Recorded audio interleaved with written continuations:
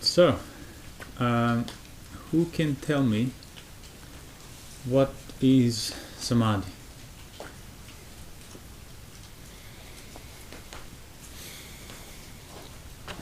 Establishment of the mind.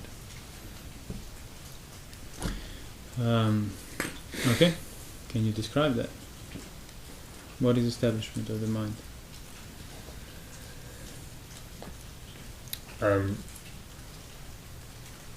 Seeing the sign of the mind is one way to describe it. So, any description will be a thought or an image. Yeah, it's always, the mind always precedes any description that you can give. So yeah, but still, like, somebody comes to the Buddha and wants to learn what is Samadhi. Yeah. You can just stick to Samadhi. You don't have to describe the mind and the sign and what's behind. Just what is Samadhi? I mean, we translate it as composure. Yeah. So can you describe what is composure to somebody that doesn't really know what to look for? So, or give me just practical, even mundane examples of what is composure. Instead of getting drawn into the content of thoughts or images, one sees those thoughts or images as thoughts. Mm-hmm. So one becomes established on the nature of one's experience. Okay. But before we get talking about that level, can anybody give me a mundane example of composure? Because people do experience, say somebody who doesn't practice the Dhamma would experience throughout their life forms of composure. So what is that composure? Just give me some examples of it. Not being bothered or moved or disturbed by disturbing events, let's say, or particular circumstances that arise. You can not be shaken by them. And so like, for example, if somebody is in a good mood for whatever reason, they go throughout their day in a good mood, and even bad things or bad people don't necessarily affect them. Mm-hmm. So it's not, the reason why I'm coming onto this is because it's not just the composure of an idea. It also, it is partially. Yes. But that idea implies emotional composure as a background of it. Mm-hmm. So, mood would be an example. Equally, someone's mind can be composed upon a not so good mood, which means even good things would annoy them and irritate them. Yes, so they're kind of, anything that happens comes within that sort of bad mood. So everything has a kind of a disagreeable baseline, I suppose, or an agreeable baseline if they're in a good mood. So, composure then. Does a person have a say in their mood? No. No. Really? I would say yes. Really? So if you say no, why is it no? I think there's no personal. You can't change it. It presents of its own. That's true on that level. And if you say yes, why is that? Because it is possible, like even in mundane terms, like my father would say, no, I can put myself in a good mood by thinking about certain things, reminding myself of how, I suppose, fortunate I am compared to other people. So I can keep my mood not from going too bad or too good by doing certain things and by reflecting in certain ways. And actually, both are right. Mm-hmm. So what you were referring to is the aspect of mind is on its own. Mm-hmm. Moods of the mind are phenomenon on its own. However, your actions, and as in, are you allowing the unrestrained wild animal mind to go where it wants? Moods will get worse. Moods will get depressed. Moods will get agitated. or along those lines? Or are you making the effort to restrain it? Moods will get lighter and better. So you don't have a say in the phenomenon of the mood, but you do actually have a say whether you're indirectly feeding it or not. And that's that recognition. And exactly like, that's the Buddha said, the one who doesn't live a celibate life, a householder in the suttas, if he frequently recollects the Buddha, the Dhamma, the Sangha, the virtue, he will get pleasant abiding of a type of samadhi here and now. So the mind will be composed upon this frequent reflection upon certain values. Even when you don't feel like thinking about those things, you make the effort to think about those things and make a practice out of reflecting upon those things day in, day out. And those effectual composures of the mind that the Buddha said are pleasant abiding for the level of somebody who is not a celibate. Now, of course, if you want to have higher pleasant abidings, you need to restrain more, but the point is, it comes down to that frequent recollection and reflection. That is what will incline the mind. And the Buddha said, what one frequently thinks and ponders on, that's where the mind's going to go. So, is it sensuality or non-sensuality? Is it irritation, fault-finding, ill will, or non-irritation, not fault-finding, not ill will? And that's that background practice, that reflection. So, how is then composure, frequent recollection, different from concentration? So concentration, do you mean in terms of like focusing practices? I mean concentration. Okay, let's say what is concentration in the most mundane terms. How would you describe concentration? Somebody says, "Hey, what's concentration?" It is a kind of you're at the expense of everything else. You're honing in on something particular. So if I don't have any experience in anything, and I come and ask you, I heard this word concentration. How do I do that? What is concentration? So how would you just advise me in most mundane terms? Just pick an object and focus on it. Attend to it closely. Or a sensual object that would involve. It could be as mundane as like. Just mundane examples of concentration. Trying to play the piano, being very focused on having something that is totally absorbing all of your attention, in the sense of I have to focus on this thing, and if I forget it for a second, I'm going to make a mistake in my piano playing, so I can't do that. So it comes down to attention, to detail, to particular thing that's in front of you. So how is that, or is that attention to a particular object of your senses, or even idea for that matter, is that different from recollection that we just talked about, the composure? Yes. How? Because it depends upon that object on it depends on that object that your mind is focused on. What depends on the object? Concentration. How? Where is the dependence? Because you could say, I don't care what I'm concentrated on, I practice concentration of anything that comes into my field of attention, I attend to it. Okay, I see what you mean. It depends on that object basically staying the same and not going away, because if you're I concentrate on anything that comes into my field of attention, then you wouldn't call that really concentration, because it would be diverse, like it would be any type of object that but that's my point. Does it matter what object it is in order to define a concentration? So it's what you do. Exactly, it's how you attend to then you could concentrate on any different object that come your way and still practice concentration, even if they're different objects. Yeah. So then so how's that different, or is that different, or why is that different? Because if we say recollecting the certain themes, frequently dwelling on them, can you concentrate on them? Is that what we are saying? No. Can that be so what's the difference then if you're concentrating? That while one is concentrating, one is attending a thing, whereas recollection, as I understand, is more about discerning, so to say, or seeing the background, but So seeing in like mundane terms, you could say one of the most obvious differences is when you're concentrating, you are doing it. You are attending what's there.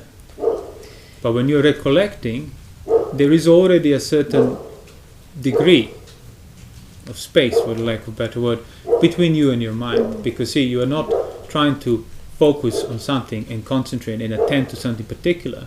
You are actually providing the broader context for where your mind already is, so that on its own will incline in that direction. Yeah, it's indirect. Yeah, exactly. So it's like you set up, as Buddha said, like the water comes down the mountain and it starts filling the pools. And so imagine now you can't stop that water, or you can't. I mean, you can try, but the point is to direct it elsewhere. By setting this context, they will then encourage you to go in that direction. Oh yeah, don't look there, look here, look, and this, and it's bad over there, and all this danger, peril, lack of satisfaction, and so on, are the themes that if you sustain, the mind will turn away from it. And why can't you do that with concentration?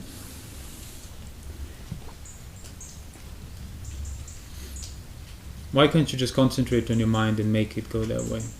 because it's not an object that you can Exactly. attend. Yeah. People keep It comes before thinking that the- concentration is the mind watching. You don't see your mind when you're concentrated with it. Mhm. It's not a sense object. It's always It's always before. Yeah, exactly. So in the same sense, it's actually exactly the same. If I were to be looking at visual things, to see my eyes there, that is impossible. Yeah. Or feeling tactile sensations, to see my body there, that is impossible.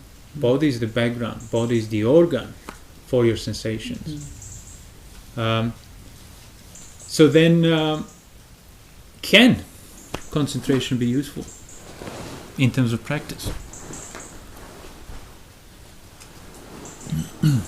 Initially, it's a prerequisite for reading the sutras, getting information, getting data, in terms of Well, attending to right things, sure. yeah. But I'm talking about practice of concentration in itself.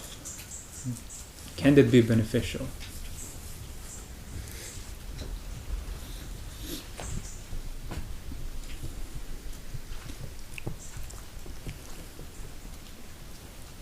Yes, if the mind is inclining towards unwholesome things,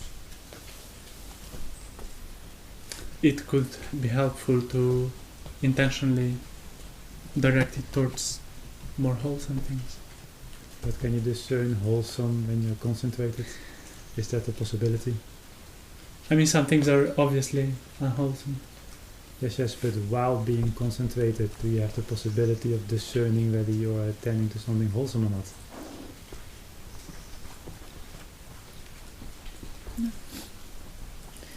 Yeah, Not exactly. by virtue of the concentration, or I wouldn't if you say so, could, no. but it would Yeah. be at the expense of the concentration. Not Yes. Yeah. So then the question comes down to recognizing that degree or clarifying it. Where does attention become concentration practice? Hmm. You cannot but not attend anything.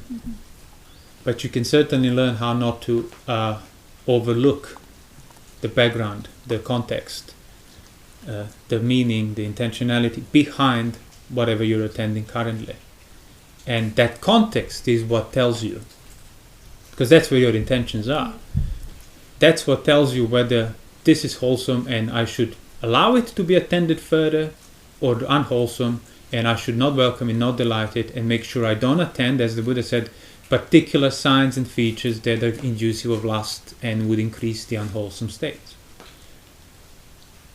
But it doesn't say, oh, just focus on it harder, concentrate, because see, even if it's a good thing, say if it's a wholesome thing, if you actually think, okay, if I double down now in attending to it, I'll get there faster. You want. Just to distract Yeah, yourself further. That's actually It always now has to be done. unwholesome. Yeah, it always has to be done at the expense of the context, at the expense of composure. Yes, that's what I meant. It's yeah. So, There's ironically, distinction the between- concentration practice is directly opposite of samadhi practice. Samadhi being the composure of the theme, of the context, recollecting things rightly that then sustain and incline your mind in a certain way. Concentration basically means overshooting the mark and abandoning the context, even if it's, as I said, concentrating upon the good things. Mm-hmm. And that's why it's that the whole practice is to learn how not to overshoot or like undershoot, in the sense of ignore the whole thing, of course. Yeah, attend to something, but don't let it become a focusing concentration object in practice, because you cannot possibly do that and at the same time sustain the background context of your intentionality, the meaning, the mood behind all of that.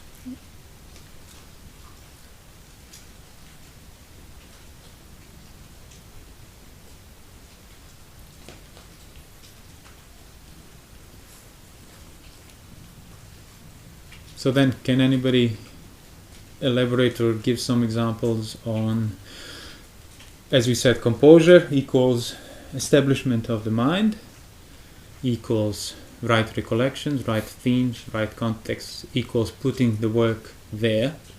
So can anybody give me a few examples of right composure and right recollection? A few practices, let's say like that. Seeing the body as present, and seeing the body always present, whatever one is doing. How would you see that? How would you go about it? So I say, yeah, okay, I want to see the body present. What do I do? By not being too involved with what one is doing at any time. What constitutes too involved? What we just described, like But, concentrating on something, in a sense, and not. Right, so abstaining from concentration, Yes, would then that reveal me the background? not in itself. So back onto my original question then, how do I reveal that background? What do I do? Well, it could be just those basic things like the suttas say, being aware of what you're doing, not in the sense of the actual object of activity that you're doing, but what your body is doing, in the sense of, okay, I'm sitting, walking, getting up, but just as a way to kind of indirectly notice the fact that no matter where you do where you're going, your body is always there. But how would I prevent that from becoming my concentration object? See, that often does come, like I was doing it like that, as in trying to make it an object of, okay, I am so doing how do I this not do and I'm that? doing that? How do I establish my mind? How do I sustain and develop the right context, the right mood, Like so you I said won't fall earlier, into? to understand that the body that we are talking about now cannot be seen as an object. Yeah, so how do you understand that? What do I do to get to that understanding? What would be the necessary? Frequently reflect and ponder upon it. Yeah? And in order to frequently reflect and ponder upon it, what do I need? Not forgetting the theme. Where do I get the theme from?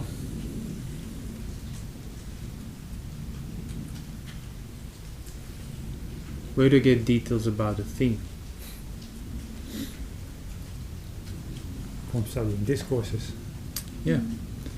So you learn about the themes that obviously counter your whole experience. Mm-hmm. You do want to. The whole tendency is to attend what's right in front of you. I mean, that's the definition of like essentiality in general. Like living, your being existing on the level of sense objects. That's the measure of what's real. So then whatever you attend to it, you make it an object by overly doing so. Ayoniso manasikara, let's put it that way. So then you learn about the right themes, but you will still be making them objects of your attention. Yeah. But if you study, if you hear, if you make sufficient effort to recollect and rediscern and re-clarify, you will be learning how not to. Yeah. So in other words, in order for you to have the right composure, right establishment of the mind, you need to abandon all of your wrong views that require certain degree of attention, certain degree of concentration, certain degrees of assumption of sense objects and so on. So you need the right view. Yeah, it needs. So we're back onto what we always say. You can't get the right samadhi without the right view, because it's not a technique, it's not a method that will have automatic result if you go through certain steps. It's the right context, the right establishment, the right mood. The mood of a neutral feeling that's not perturbed by pleasant or unpleasant, by agreeable or disagreeable. So yeah, you learn the themes by studying the suttas, and again, it won't take that much of study to see that that's what Buddha was often talking about. To incline your mind towards wholesome, take it away from unwholesome. How do you do it? Well, not by watching your belly movements or soles of your feet. You do it by pondering on the danger, the peril, the lack of satisfaction, the benefits, all these values that you actually have to keep sustaining through your own active thinking and reflection. And that's what first jhana becomes. Active thinking and pondering that is fully withdrawn, separated, went beyond the sensual domain. The domain where you assume the sense objects to be the measure of your being, of what is. And see thinking and pondering clearly for what it is.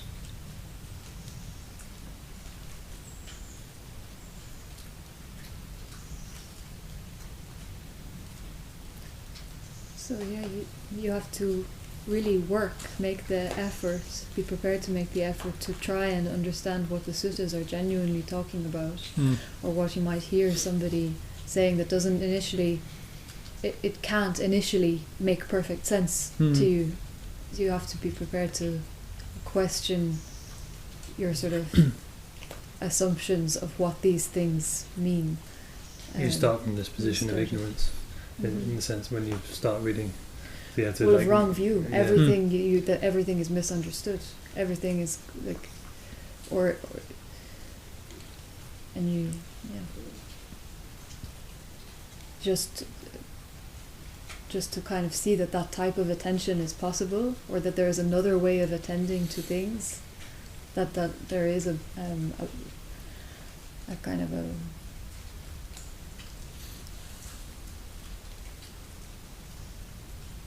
background form of attention, or peripheral attention, or whatever you want to call it, whatever word you might say, initially it won't make sense. It's just basically learning how to attend, because now you start by over-attending everything. That's it. Or completely not attending what you need. Just either ignoring or overdoing. The middle ground of it, where attention's there, without you losing the sight of its context, of its origin, of its womb, yoniso, that needs to be learned. That needs to be discerned first, sustained, endured, and then kind of recognized for what it is. And then yes, you can cultivate. But even then, it won't become an object of your cultivation in that concentration sense. In the broadest theoretical sense, it's a phenomenon. It can be a theme, an object that you think about it. It's an indirect way, not directly wanting to change what is in front of you, but changing. It's indirect way. Changing the context, and that will automatically change. Yes. So you, as I said, you kind of you guide, you encourage your mind in certain to go in certain directions. The irrigators directing the water. Directing the water, like you can't bring the water to that. But you know it will go if you create the pathway for it.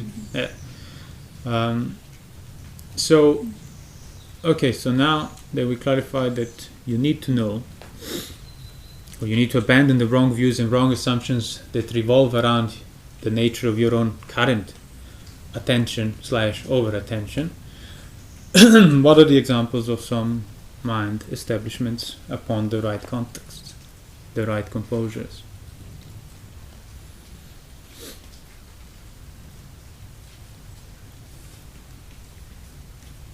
What would be like the most basic example? That, like, in the impermanence of phenomena. Mm-hmm. yeah, but as a mood that your mind is established upon, as an imperturbable mood, how Well, would you That would be more closely. coming out of it? Yeah, well, then you would go into anxiety or despair. This might be how impermanence reveals itself first. But that could also be seen as a mood. One can be in an anxious mood. Yeah, of course, yeah. Which means then you become perturbed. So how can you remain unperturbed when the point comes for you to think about impermanence, anxiety, cessation? How can the mind remain unperturbed? By restraining beforehand. By restraining beforehand. So does the restraint and virtue, does that require a certain context? A Not in certain itself. unifying idea? Not necessarily. How would you then know what to do?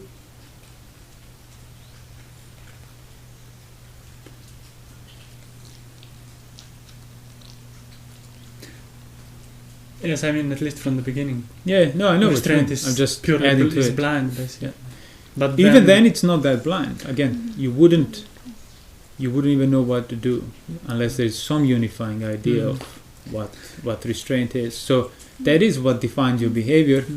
What you're referring to is that then in return, practicing that behavior will then contribute further toward that thing.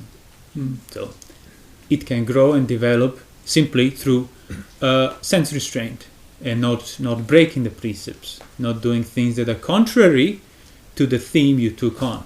And that is already a form of samadhi. And now you can, how do you increase, let's say like that, how do you cultivate the samadhi of virtue, the samadhi of sense restraint? Is it by restraining even harder and saying no and creating even more rules? What is it then, if it's not that? How would you cultivate, bring to fulfillment the samadhi of virtue, if you're not creating more rules and adding more observances to do? Clarifying the danger of craving. Yeah, so by frequently thinking about it, Mm-hmm. while you're still doing the same restraint and same virtue, you're not adding more things to say no to. But that doesn't mean, oh, okay, so I'm virtuous now, I can stop thinking about it. No, actually. Yes, you're virtuous, yes, you're sense restraint, and now often think about the danger of non-virtue, the peril of sensuality, the peril of acting out of ill will. And that's how you're cultivating it further. So you don't need to do externally anything more in that sense. The benefits of that virtue. The benefits of The virtue. joy that comes from it. Yeah, the joy that you factually know comes from it. When you're blameless, when virtue is unbroken. That might also take some time, though, in terms of the virtue. So some good reasons or some faith or confidence in the beginning might also be a unifying factor for sticking to the virtue. Exactly. Yeah, that's why basically all of those powers that the Buddha talks about in the suttas, they're all kind of exactly that, unifying factors. There's certain things that enable you to then cultivate the right context and right practice, really, towards this passion. So the point is that you realize that, okay, so you keep the virtue, you're sense restrained, and now you want to, even a householder in the suttas who keeps the 5 precepts, but it's moderate, it's careful, watchful of his actions. So he now wants to practice samadhi. And what did the Buddha then say? Okay, then you sit, watch your nostrils, feel your belly coming up and down, sensations, move slowly, concentrate. No. He said what you do is then you recollect further of the same thing you're already... So your samadhi practice is then on the level of actively thinking about certain themes, certain benefits, certain drawbacks, certain rewards, certain dangers, certain values. And the mind will become composed as a result of that practice that's obviously directly standing upon your virtue that is factually unbroken. Yeah, but experiencing the joy of that, recollecting your virtue and experiencing the joy of that, it does say the body becomes calm, the mind becomes happy. Yeah. That is the composure leads to knowledge and vision. Yeah, exactly. So the point is that your body will become calm and agreeable as a result of mind that has been calmed and made agreeable as a result of directing it in a certain themes and moods, basically. Based on certain values. Behavior and values. Yeah, values and behaviors, exactly. So practice of Samadhi then is practice of right recollection, right thinking, right evaluation. All of that results in Samadhi. And then person who is factually, and by the way, I'm talking about a lay person now, like just 5 precepts. You don't even need to be celibate. But the rest of, again, you set periods of day where you just sit and think about actually making your mind think about these themes and values. Not like, well, I keep the precept so I can just do everything else within that and I don't need to think about it. Yes, you can go about it, but you won't have Samadhi. You want the Samadhi, you don't go to concentrate, you don't let your mind completely wild, you keep directing it and kind of re-enclosing it in that right context. And the factual result would be that if you spend, say, few days building that up, it will start to persist in your mind. Those values, those themes, those thoughts, those states of mind. Let's say something happens and then somebody says something to you and you get angry. You're like, oh, I'm not practicing Samadhi anymore. No. I'm getting angry. Then it's like, so then in that instance, this idea, but I had this set idea that for 3 days I would reflect and think and ponder on this. I mean, in that instance, then what is necessary is not to then impose some kind of idea of me practicing Samadhi in inverted commas, but to see what has arisen by itself. So you have no say in the fact that. Well, I think the first recognition should be simply that if you got angry, you didn't have Samadhi to begin with. Yeah. So you got actively angry. Yeah, if you just got like well, no, I was going to say that. So if you have actually been cultivating these themes and actively reflecting upon things that Buddhists often say you should reflect upon,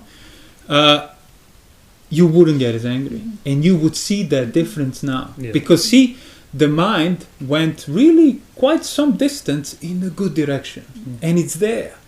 And somebody from a bad direction comes and tries to entice it. Yes, he might make it turn around and maybe start walking, but it's still quite far before it's actually in the bad field. And you will see that.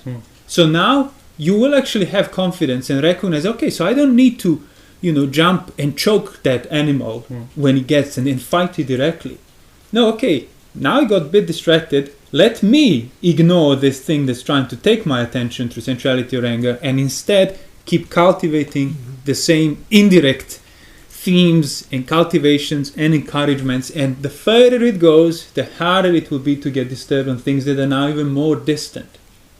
So if you have spent a few days thinking about and something made you angry, and yes, you got really angry, the animal means, okay, I need to spend more time cultivating the same stuff. Yeah, you see. And each time you cultivate it further through right reflection, right recollection, right evaluation, and constantly think about those values and re-evaluating and so on, the mind is traveling in a good direction further and further and further. As long, of course, as your virtue remains unbroken and sense restraint protected. You kind of see that you were mistaken in a way, like that. You have to resist the urge to deal with it head on. Because that would require abandoning the context and absorbing yourself in it to get rid of it. The content, Yeah, that's what I keep saying before. Most of meditation practice that people do today is rooted in aversion. Trying to get rid of the stuff that bothers them. Antidoting this with that, with this, with that, with it. No, all of that requires you to abandon the context or not even have it to begin with. So that's how you then protect your samadhi. Again, for the lack of better description, you protect it by recognizing where the importance is. It's on the level of value, revalue. Thinking about the danger and the peril of losing those values, because how quickly the mind will then go back into states that are not pleasant for me. Remembering all the joy, the lightness, the clarity you got as a result of established mood properly, where things that exactly used to make you furious or lustful haven't moved you now. Now, if you forget about your mind, it will start going back, unless, of course, has fully uprooted those kilesa. But so you realize, okay, so I don't need to fight things directly.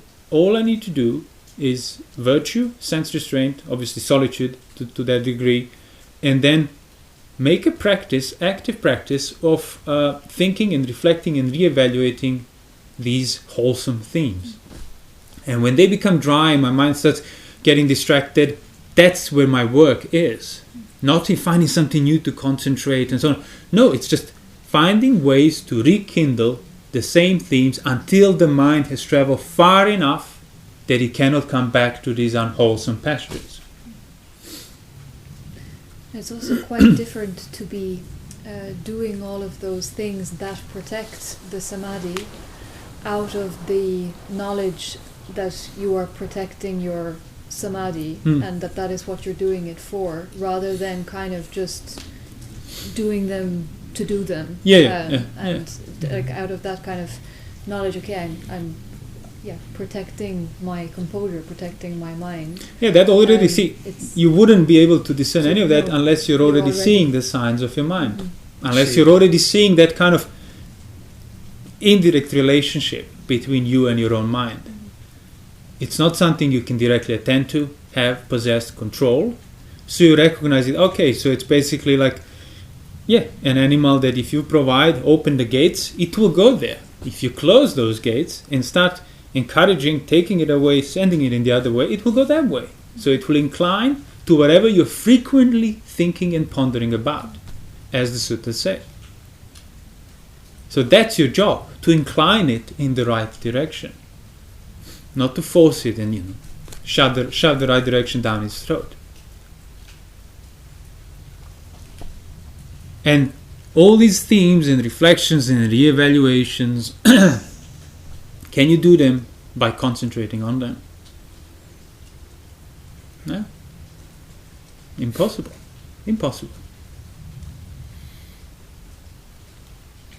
But can you do them if you completely don't pay any attention to that theme? Equally impossible. So that's the middle ground I'm talking about. And factually, back onto the layperson who only keeps the 5 precepts but recollects the Dhamma, the themes of the Dhamma, the value of the virtue, the all of those, and constantly is sort of feeding and sustaining those evaluations and re-evaluations in their mind. Even within their lay setting that is crowded and dusty, as the suttas often say, things that used to disturb them or disagreeable people and events will not be able to move their mind and make them lose perspective as much as they did before. And back onto the original example when we started, imagine you're in a perpetually good mood. Now, you still recognize when a bad thing happens, but none of the things becomes bad enough to uproot your good mood, to uproot your imperturbable mood. Why? Because you have cultivated it, you have sustained it, you have protected it, and you have invested active effort in thinking, pondering, evaluating, re-evaluating about those things. So, in other words, you won't lose the context even when things are not good. As the suttas say, if you cultivate the right context, establish the right composure, the body will become calm, joyful, the mind will become calm. Then you can see and not act out of aversion. Even things that, as I said, are disagreeable, because you were calm beforehand on that right level, where the mind has been withdrawn from unwholesome, then you won't be by default trying to get rid of the discomfort. In other words, you won't lose perspective. And then you will see it. And then you would see that, yes, exactly, if I were to engage with this and try to get rid of it, or if it's a agreeable thing, if I try to go for it, I will lose the comfort, I will lose the composure, thus I will lose the comfort of pleasant abiding here and now. So, and that's what the Samadhi does in the suttas. Yes, calmness of the body, contentment of the mind. A happy mind is contented mind. The one that's happy and contented can see things clearly, as the Buddha said. But it clearly says before that as well, how do you get to that contented mind and happy mind and calm body and joyful body? Through basically developing these themes to the extent necessary. But see, people tend to ignore everything else in between and try to get a method that will calm the body, make the mind happy, get them to see the reality. Because they recognize that what they're trying to skip, so to say, is where the work is. I don't think they recognize. I think it's more like rooted in just not knowing where the problem is, which is in you already being on the level of sense objects through overly attending everything. And that's the measure. So now you hear about a practice and you think the practice is there. Concentrate on the right things. Because you can even, what I was going to say is like what's interesting, I think, I remember times before when, through kind of actually sort of accidentally in a way or incidentally doing some of the right things, I would sort of come to a relative degree of composure, let's say, to some extent. But I wouldn't have recognized that as something to protect and cultivate further. Yes, exactly. Or I wouldn't have recognized that as something to protect, nor would I have seen on what base it was, really. I would have kind of still thought that the important thing was some form of content, concentration. So by kind of not recognizing that, where on what base this kind of degree of composure was, I would just kind of it would have stayed for a while and then become lost, or because you haven't actually recognized back then. You haven't seen the mind for what it is, so you overlooked it. It's there. It's not like it doesn't exist in people that don't see it. They just don't know where to look. They don't know to what degree to look. So they always overlook or underlook. So it's like even if you are doing some of the right things, it's not recognizing what things are the right things and what things are the wrong things. And that's exactly the definition of the right view. Knowing important as important and unimportant as unimportant. Without the right view, you will be basically regarding unimportant things as essential and important, and important things such as, that what you just described, not really recognizing the importance of it. So if anger has arisen, instead of seeing that as a result of me previously not reflecting enough, I see it because of this content, because somebody said this or somebody, and therefore you'll blame it on things. I'm not seeing like my responsibility, and also by blaming it on things, you'll see that's the problem, but it's not really. That's the symptom of the problem. What is the problem? The problem is that the mind has not been established enough properly. So it won't motivate me in future to become established, to continue to make effort to reflect on these themes, to develop this context. That's why I keep saying, like, you need to start recognizing that liability to anger or to lust is already so the fact that I'm liable, the fact that those things could arise, means the problem is still there. Means the mind is still liable to those things, which means mind has not been directed in the right context far enough. Because I wouldn't have necessarily thought that if I was becoming angry it's because of that person. I would have blamed myself. I didn't let go of the anger fast enough, or I wasn't concentrated hard enough. The moments in between, my concentration slipped me. Next time I'll try harder. No, that's what most people, like, again, most of them, vast majority, has genuine intention in practice. But as I said, there's been so much since the suttas, since the Buddha's passing away, that today's work is actually on the level of uncovering most of the stuff that's been covered with wrong instructions and wrong ideas. Not because somebody intentionally planned them, it's just that's, again, if your baseline is to over-attend things, not know what yoniso is, not understand, means even when you attend to Dhamma, you'll do so wrongly. So people genuinely think that, oh, I need to practice concentration and absorb myself in moment to moment and not have anything slip my attention, so that then disturbing things will not disturb them. So I get disturbed when I have an oversight, basically, when I slip, when I forget about what I was supposed to look. But that's not what the suttas say. You get disturbed when there is greed, aversion, delusion. Are greed, aversion, delusion on the level of objects of your senses and concentrations and sensations? No. They're on the level of your intention, on the level of your state of mind, on the level of your desires and themes and preconceived notions. So that's where you need to uproot them. So that's where all this directing the mind is indirectly, aimed directly at. the mind. Yes. Yeah, exactly. Yeah.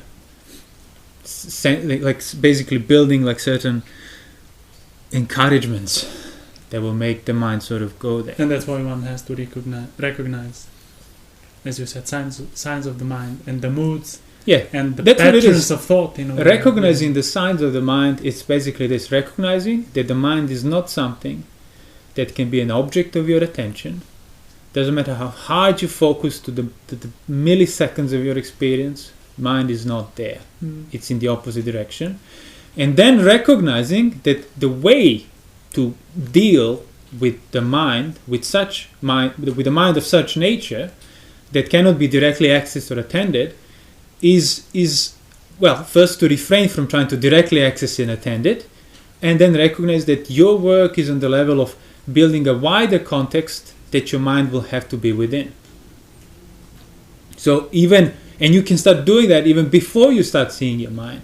You get the intellectual understanding, and then you start certain recollections, reflections, evaluations, dwelling on values, on benefits, on drawbacks, just day in, day out. You might approach it through different themes, but you're doing the same recollection practice that's on the basis of your virtue, sense restraint, and solitude. Your mind will then become visible. You will start seeing this background leaning towards this or towards that. And those are the signs and features of the mind. That's how you know the mind is there. Oh, footprints. He must have passed through here. And that's how you find it. So the samadhi described here now, you could see how it's just part of the same development. So, because many people would recognize the value, because you can't deny that's all the suttas talk about, the value of recollecting, re-evaluating, thinking right themes, and frequently pondering upon. But then they would still think that the place for concentration is sort of, there is a place for concentration as a separate practice to this that helps one another. It doesn't. You can only concentrate at the expense of a context. So you want to practice samadhi. Samadhi, as the suttas say, is just composing and steadying down and fortifying your recollectedness, your mindfulness. So your themes, your recollections, your frequently thinking and pondering, do that now, even more organized manner, like go under a root of a tree in a closed room and think and ponder even longer, even more persistently, and that is your samadhi practice. So it wouldn't be surprising then that the result of that would be the first jhana, which is defined by thinking and pondering, free from greed, aversion, delusion, free from hindrances.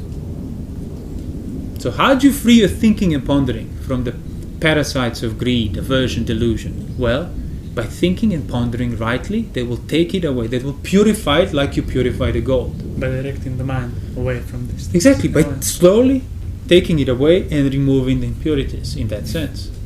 But I think as long as one does not recognize, as you described earlier, that there is this peripheral, there are these peripheral phenomena, so to say, yeah, then the latter would kind of make sense. Well, yes, because there is nothing else. Yeah, so what the can I right- do except then rather than catch every moment, so to say? yeah, you can learn intellectually first that catching the moment is taking you the wrong way. And recognize So- it for yourself. So you start refraining from it, and now that you know you're not supposed to be doing it, that's already a step forward.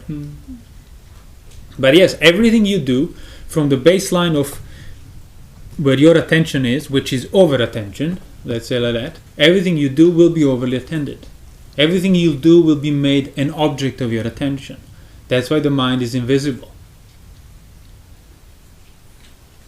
But if your views change and you don't think you should be attending to things like that anymore, well, now you have a chance actually to discern the middle ground. But if your views don't change, then you're just going to be sort of creating a patchwork of trying to include everything that you find helpful and so on, while at the same time ignoring the bigger picture, which is the fact that, well, the suttas don't talk about it, certainly not in the way commonly approached, and composure is the result of the right mindfulness. That's the result of the right view. So right view, right mindfulness, right intention means right samadhi, right composure, because those are the things that you compose. The 7 enlightenment factors goes. The first one is right mindfulness, is mindfulness, and then is reflecting on Dharma. Like, Yeah, but 7 enlightenment factors apply to somebody who is at least Sotapanna. You need to have a right view for any of them. And how would you describe within this context the practical way of guarding the sense doors? Same, not losing the sight of where the problem is. So practically speaking, right here, right now, do you guard your eyes now by focusing on lumps in your head and feeling sensations and abdomen? Or do you guard your eyes not by thinking about your eyes, but by thinking about a peril of things that you shouldn't look at? Feeling that danger peripherally, not where your eyes are. Because see, if I focus on my eyes, I'll do so at the expense of the context of what I shouldn't be looking at. So you guard your sense doors by thinking rightly as to what you should allow your eyes to look and what you shouldn't. And it is when you forget the danger of looking at the unwholesome things, that's when you intentionally choose to look. That's when you allow those wild animals of your eyes to go and look. So you guard your eyes now by basically being mindful of pretty much your situation as a whole, that in case something unsuitable for your eyes comes from some direction, you don't look at it, and if you look at it, you don't grasp pleasing signs and features. So it's everywhere, but where the concentration on your eye is, or on your sights, the objects of your eyes. Because you can, I'll just look down, I'll just look at this carpet, I'll just look at this carpet. Even that is defined by the actual context of why you're doing it. But do you think that just looking down here will make the problems go away? No. The risk of looking at unwholesome, the risk of being infected by unwholesome, infected by lust, aversion, or delusion, that's not in what you see. That's on the level of sense basis, the level of that background, the context, stuff you cannot directly attend to. Also implied in the word guarding, it's not an active Yeah, changing. exactly. Just Guarding does not mean tackling down every single one. No, it just means protect the doorway. Yeah. All you need to do is make sure the handle is locked and door is barred. That's how you guard it. Not opening the door and then punching everybody that tries to come in. Yeah.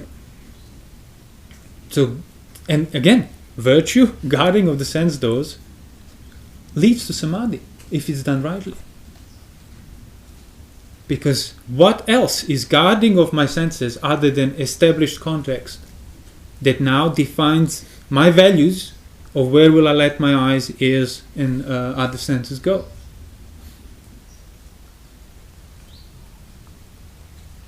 So something seemingly so simple like, recollecting the Buddha, the Dhamma, the Sangha, the virtue.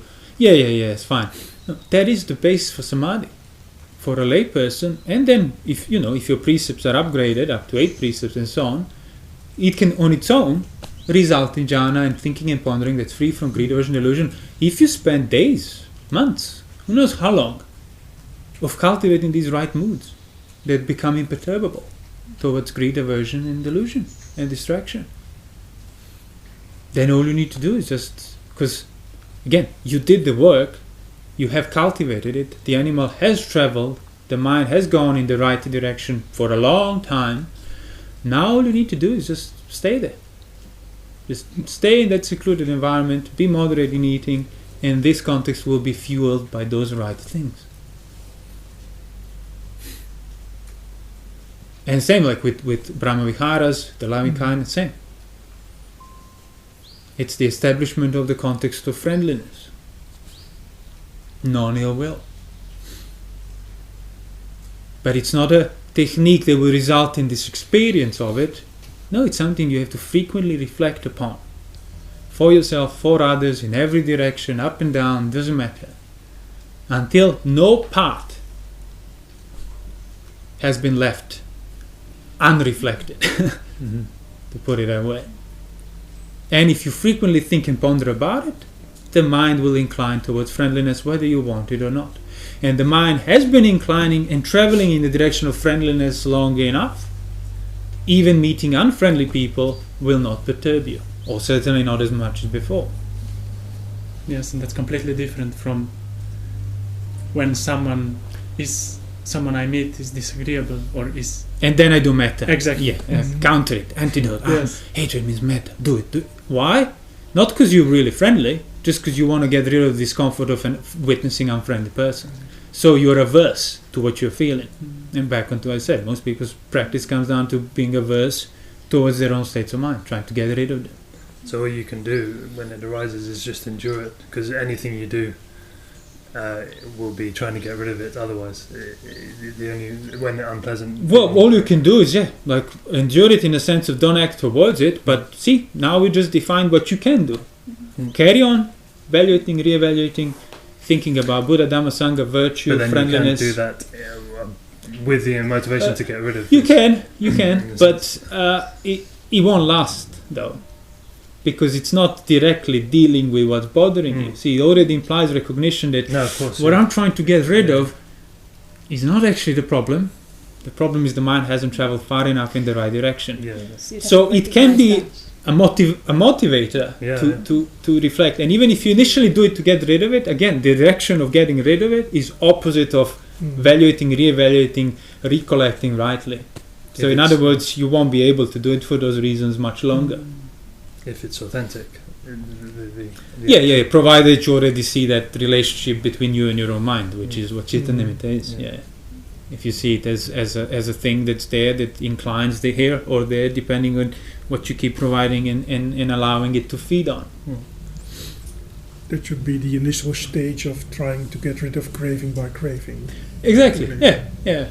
So there's craving involved, but see now, it's not actually fueling more craving. You're not acting out of that aversion. You're acting, okay, fine. I want to get rid of this. It's unpleasant. I want to abandon it.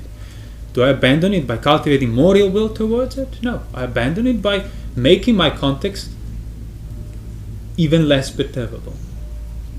Up until it becomes imperturbable and even more imperturbable. And there you go. You abandon it. The need to deal with it. Exactly. The pressure. Not... being affected by it. Yeah. And that's how you go beyond the hindrances as well. They're the symptoms of where your mind is. So you go beyond them, by enduring them and by cultivating the context that cannot be perturbed by those hindrances, and then they cease to hinder you, as I said so many times.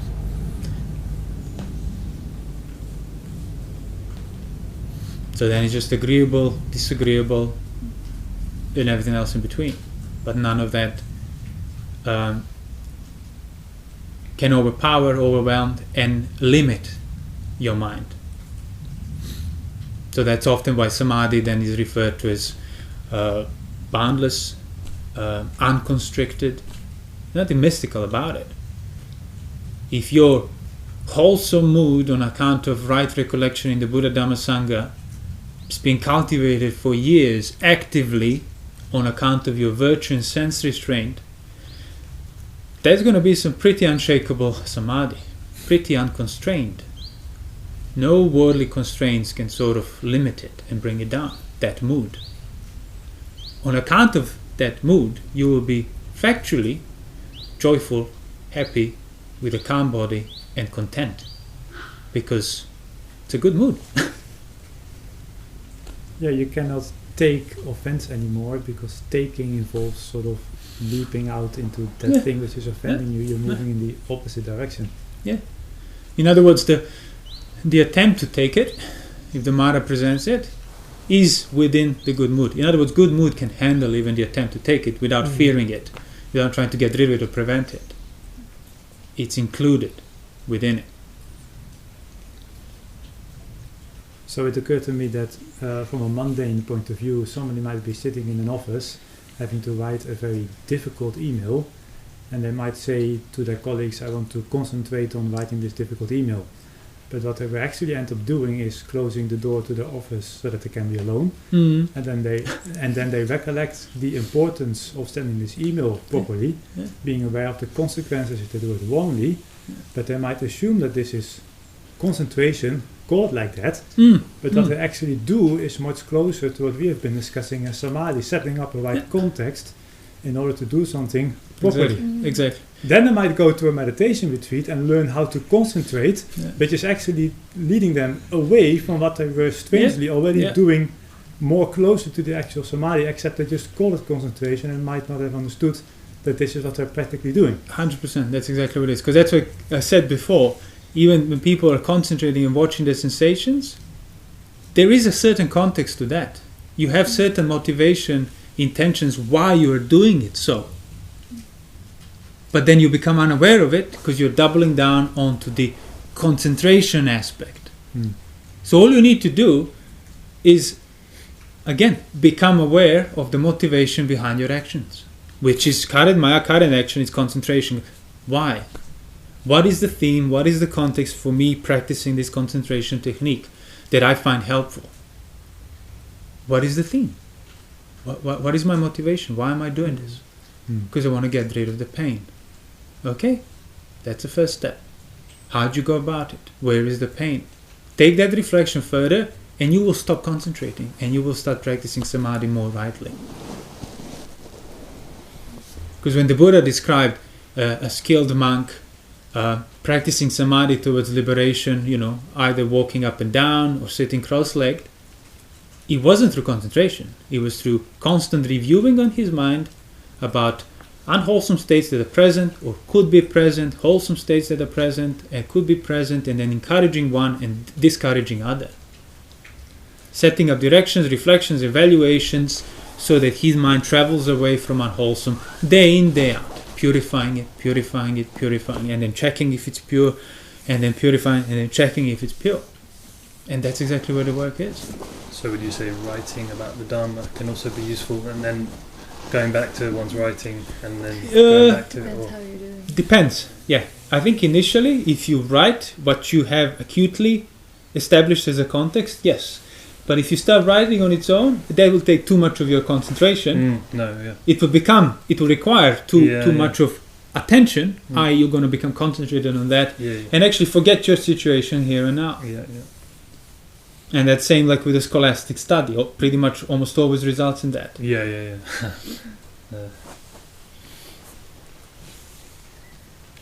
But in a sense, it can be useful to evoke the same theme if I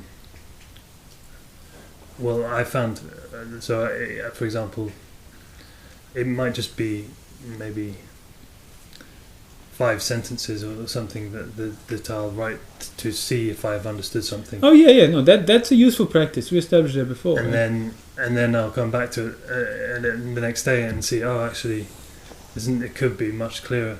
And then I'll come back to it and say, and then I find in a week that it's turned into something much clearer, because... No, that's... You wouldn't be doing any of that at the expense of your context. Exactly. You're really just trying to crystallize it further, so it's then easier to sustain it and think about it in even further terms. And it's not to impress some academic or... No.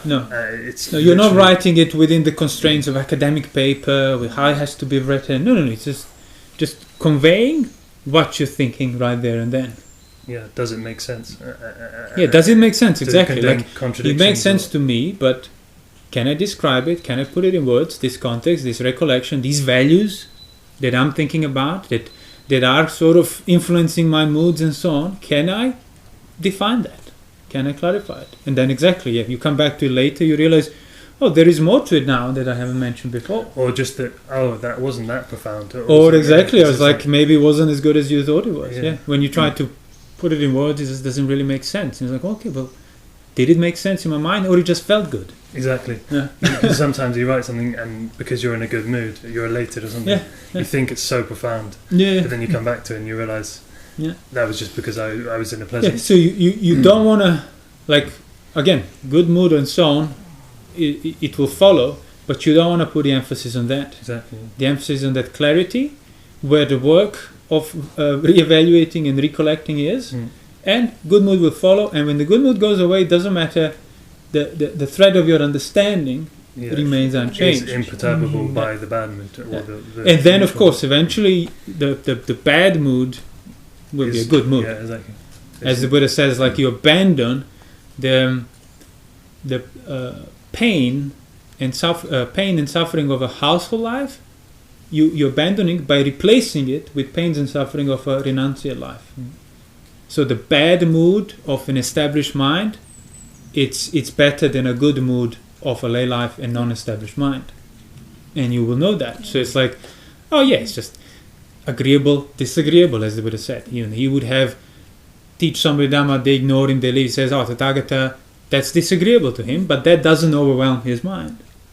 And understood renunciation. But even generally like you said, the bad mood or the sort of disagreeable feelings pertaining to the renunciate life are superior to even the good mood of the non-renunciate life. Exactly. Like there's that sutta, I think it just reminded me, the blame or criticism from the wise is superior to the praise of fools, and the sure. So fundamental good mood is the mood when there is no emotion felt. As Sariputta said, the fact that nothing's felt, that's what's pleasant in a mind that's awakened. So the pleasure of no mood means the pleasure of no possibility to be disturbed. It reminded me when you said about use the word footprints of the mind, kind of the signs of it. It kind of reminded me of a sort of a analogy that had occurred to me, simile in regard to the. Because you usually assume when you're about mindfulness of breathing, the kind of general idea is that it's very pleasant and calming and everything. But actually, it kind of occurred to me it's not.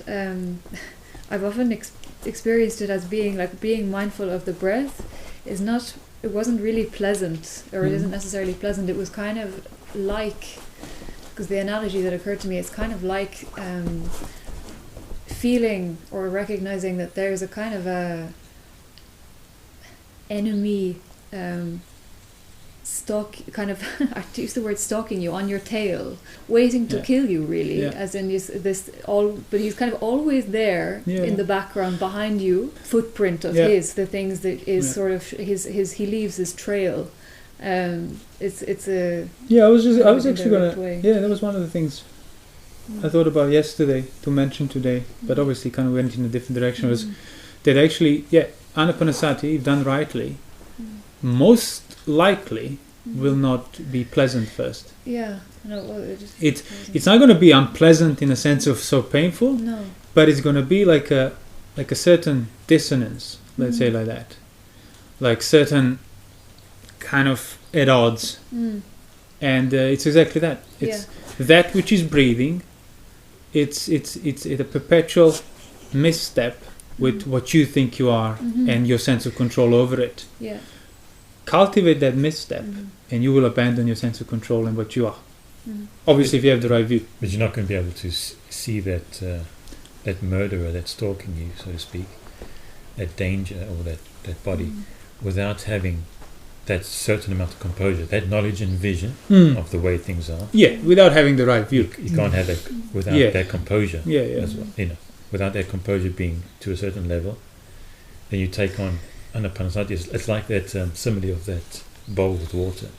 Filled with water, whichever way it tips, it just you can. Everything will go that way. So it's like you build up that composure, and now I take on anapanasati, and what gets revealed is these things, these themes. Yeah, and that which you build up is it's the right view, the right composure, the right recollection, all of that, and then when at least right view is established, cultivating anapanasati is sort of revealing and fortifying that misstep, whereby you will cease to assume your side of the step first and the breathing body second, and start seeing the breathing body as the first and you as second. So doing anapanasati rightly, it's like a simultaneous undermining of your sense of control while you're breathing in, breathing out. Yes, exactly. And that misstep, it's that like subtle dissonance that's not pleasant. Yeah. But again, if you know the signs and features, you recognize, it's that misstep that calms everything else down. Because all the disturbances don't come from things, don't come from body, don't come from breathing in or breathing in out like this or in like that. They come from my gratuitous sense of ownership, gratuitous conceit, greed, aversion, delusion. That's where they come from. And misstep basically neutralizes them.